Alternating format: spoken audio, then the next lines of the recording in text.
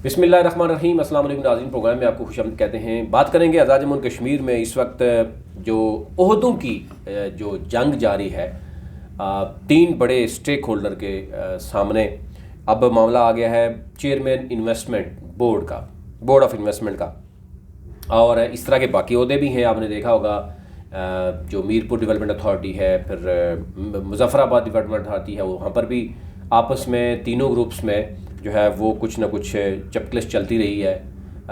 एक दूसरे पे इल्ज़ामात लगाए गए हैं कि करोड़ों की डीलें हुई हैं। ये भी कहा गया कि सियासी तौर पर जो मुखालफ हैं उनको भी नवाजने की बात की गई है, और इवन बैरिस्टर सुल्तान ने शिकायत भी की है। और फिर नियाज़ी साहब आजकल बड़े गुस्से में हैं। कल उन्होंने कहा जी कि कुछ मीडिया के अखबारात उनको तंग कर रहे हैं, वो नहीं छोड़ेंगे और वो ब्लैकमेल नहीं होंगे।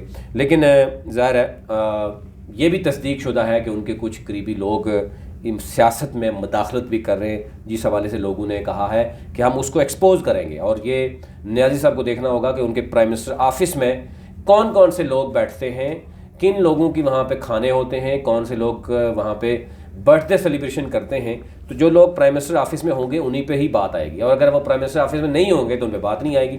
और फिर कोई F7 की बात की गई, वहाँ पर रेंट पे लेकर वहाँ पर सेफ हाउस बनाया गया। अब ये ज़ाहिर है लोग मुबैयन तौर पर बयान इन्हें गलत भी कर सकते हैं, लेकिन ज़ाहिर है अगर उनके वही लोग दाएँ बाएँ उनकी घूम रहे होंगे, प्राइम मिनिस्टर ऑफिस में होंगे, उनके गाड़ियों में घूम रहे होंगे और प्राइवेट लोग होंगे, तो फिर ज़ाहिर है, और उनके अज़ीज़ अकारिब होंगे, तो फिर डेफिनेटली उन पर इल्ज़ाम लगाना लोगों का भी आसानी सी बात है। लोग कहीं ना कहीं बात करते हैं। लेकिन चेयरमैन इन्वेस्टमेंट बोर्ड आप की बात करते हैं जनाब, सरदार मोहम्मद जलील, इनका ताल्लुक रावलाकोट से है और बेसिकली ये बिजनेसमैन है, और बैकग्राउंड ये है कि ये मुग़ल फैमिली से ताल्लुक रखते हैं, इससे आप अंदाज़ा कर सकते हैं।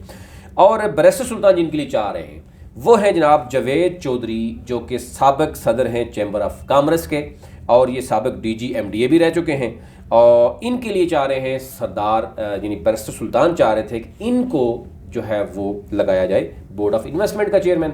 लेकिन नियाज़ी साहब ने कहा जा रहा है कि उन्होंने उनके बकौल बड़े ज़राए बता रहे हैं कि जनाब किसी और लेवल पे डील हुई है, डील के बाद करोड़ों रुपए की डील है। ये मैं बता दूँ आपको, क्योंकि इसमें अगर दो तीन चीज़ें हैं। अब थोड़ा बैकग्राउंड चले जाते हैं कि सरदार अमजद जलील साहब का पीपल्स पार्टी के दौर में ये ज़बान ज़द-ए-आम था, और ये मामला सरदार कमर ज़मान जो पीपल्स पार्टी पर उनके ज़रिए किया गया था, पैसों का मामला था, गड़बड़ थी काफ़ी।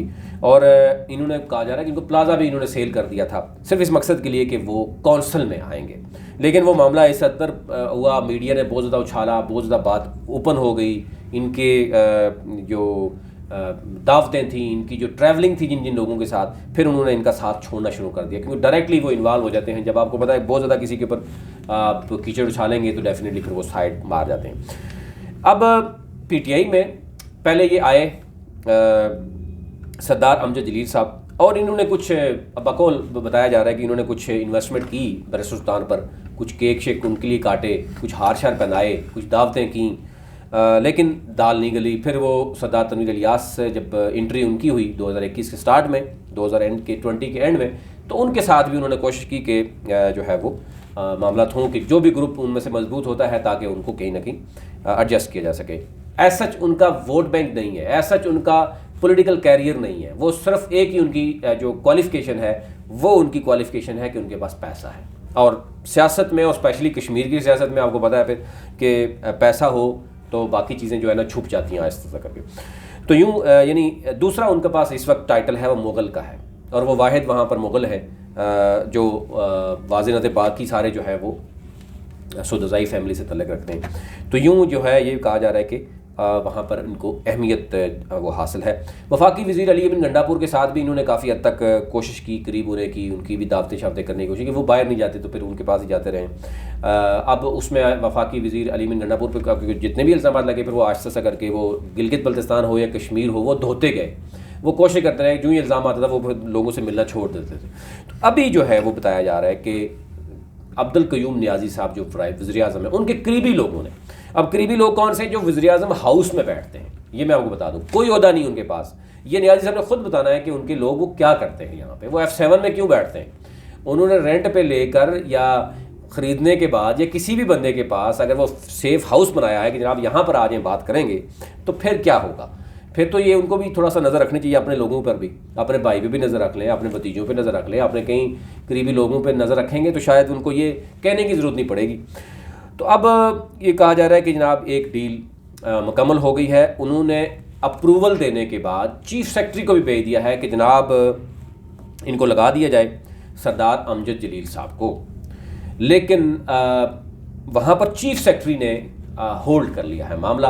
और चीफ सेक्रेटरी कहा ही जा रहा है कि चीफ सेक्रेटरी को भी फिक्स कर लिया गया इस मामले पर, मुबैना तौर पर कि उनके साथ भी मामला तय हो गए हैं, कहीं और से मामला तय है, लेकिन उनको भी राज़ी कर लिया गया है। ये बहुत जल्द जो है वो जो बोर्ड ऑफ इन्वेस्टमेंट के चेयरमैन होंगे। लेकिन बैरिस्टर सुल्तान जो है वो चाहते हैं कि उनके जो बंदा है चौधरी जावेद चौधरी, वो जो है उनको होना चाहिए बोर्ड ऑफ इन्वेस्टमेंट का चेयरमैन। तो यूं ही आपस में इनके यहाँ पे क्लियर और वाजे जो है वो मुदाखलत नज़र आ रही है। वाजे जो है वो नज़र आ रहा है कि एक एक ग्रुप को वो जो है वो सपोर्ट कर रहे हैं। एक बात यहाँ पे की जा रही है कि मुग़ल होने के नाते जो है वो जलील साहब ये कामयाब ज़रूर हुए हैं कि वो सरदार तनवीर इलियास को एग्री कर लिया उन्होंने कि जनाब मैं ही मुग़ल हूँ, और वहाँ पे मुग़ल आपको पता है आप भी मुग़ल हैं, तो मुग़ल खेलते हैं, तो मुझे ज़रा आप खामोश रहें तो एटलीस्ट मेरा जो मामला चल रहा है ताकि आप उसमें वो ना करें। तो कहा जा रहा है उनको उन्होंने एग्री कर लिया। मसला सिर्फ बैरिस्टर सुल्तान का है कि बैरिस्टर सुल्तान इस बात पे एग्री नहीं हुए। चीफ सेक्रेटरी को भी पैगाम पहुंचा दिया गया, लेकिन चीफ सेक्रेटरी कहा जा रहा है कि उनको भी फिक्स कर लिया गया इस मामले में। ज़रा एक रुकावट नहीं डाल सकते, अगर वो डाल लेंगे और प्राइम मिनिस्टर ने अप्रूवल दे दी है तो कल वो फिर भी अप्रूवल दे देंगे, तो चीफ सेक्रेटरी का मामला ये होगा कि उसको मैक्सिमम फिर चपकलिश होती है तो फिर उसको चीफ सेक्रेटरी को ही तब्दील होना पड़ेगा, प्राइम मिनिस्टर तब्दील नहीं होता अभी। लेकिन प्राइम मिनिस्टर के हवाले से अब ये बात चल रही है कि क्या बैरिस्टर सुल्तान को अगर मज़ीद कार्नर किया गया, वो है वाहिद पॉलिटिकल बंदा, उसको कार्नर किया गया जो 2015 में पीटीआई के साथ, बेशक उसने पीटीआई को जितना मर्जी नुकसान किया, उनके पर मुबैना तौर पर इल्ज़ाम है और कुछ इल्ज़ाम ठीक भी होंगे, और ज़ाहिर है उन्होंने एक ग्रुप को साथ रखा, एक ग्रुप को नहीं किया, तो ज़ाहिर है नुकसान पार्टी का भी हो सकता है, हुआ है, लेकिन वो इन रहे हैं। तो क्या अगर इनको मज़ीद कार्नर करने की कोशिश की गई अब्दुल कयूम नियाज़ी साहब की तरफ से, क्योंकि इख्तियार तो प्राइम मिनिस्टर के पास होते हैं, तो फिर क्या बैरिस्टर सुल्तान और सरदार तनवीर इलियास को एक पेज पे लाने के लिए तैयारियां हो रही हैं? अब आप इसी से अंदाज़ा करें कि बैरिस्टर सुल्तान के पीछे सैफुल्लाह नियाज़ी नहीं है चीफ ऑर्गेनाइज़र, आमिर कियानी नहीं है, वफाकी वज़ीर नहीं है, लेकिन ये तीनों लोग किसके पीछे हैं? ये हैं सरदार तनवीर इलियास के पीछे। और अगर बहुत ज़्यादा कार्नर करने की कोशिश की अब्दुल कयूम नियाज़ी साहब की तरफ से, जो कि इनके लिए बहुत बड़ा दचका होगा, तो यूँ इनके लिए मुश्किलात खड़ी हो जाएंगी। जैसे कि बात हो रही है बलूचिस्तान में कि बलूचिस्तान के लिए यानी वो वज़ीर आला जो मिलने के लिए प्राइम मिनिस्टर से टाइम मांग रहा था, तो उसको कहा गया कि नहीं अब बहुत हो गया, और प्रेस कॉन्फ्रेंस की गई उनकी तरफ से कि कुछ भी नहीं होने वाला, और अगले दिन ही अदम एतमाद आया, कामयाब हुआ, और अब मिनिस्ट्रीज़ भी शफल हो गई और बलूचिस्तान में हुकूमत चल रही है।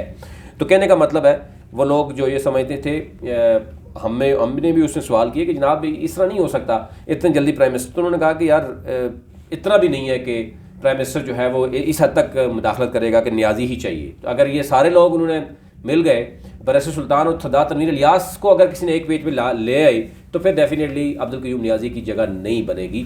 वो किसी भी हालत में, वो अगर दोनों इकट्ठे भी हो गए तो उसको चलने ही नहीं देंगे। एक तो ये ना हटाना अलग बात है कि बेशक प्राइम मिनिस्टर जितना मर्जी जोर लगा लें कि भाई इसी को रहना है, लेकिन क्योंकि सियासत जो कश्मीर की है वो ऑल टुगेदर डिफरेंट है। कितने ही कश्मीरी लीडरशिप है या एमएलएज हैं या वज़ीर हैं जो कि तहरीक इंसाफ के लोग हैं, नज़रियाती लोग हैं, तो आपको माइनस में जवाब मिलेगा। तो बेचारे जो नज़रियाती हैं वो तो धक्के अभी भी खा रहे हैं, उनको तो पूछ नहीं रहा, लेकिन सिर्फ कायदे आज़म को देख के उनकी सिफारिश हो रही है पैसे के हवाले से, तो डेफिनेटली फिर ये चीज़ें तो चलती हैं। लेकिन ये ओवरऑल आपके सामने रखना था कि एक तो वज़ीर आज़म साहब के भाई और भतीजों के हवाले से उन पर नज़र रखी जाए, क्योंकि ये नियाज़ी साहब को बताया गया कि आप गुस्से में बहुत आ रहे हैं, लेकिन आप अपने भतीजों पे, अपने भाई पे और अपने अज़ीज़ोकारे पे नज़र रखिए, ताकि जो है वो आपको कल किसी और जगह पे जो है वो मसला ना आपके लिए बन जाए। अभी तक लेते ही अपना अपने मुल्क का ख्याल रखिए। अल्लाह के बाद।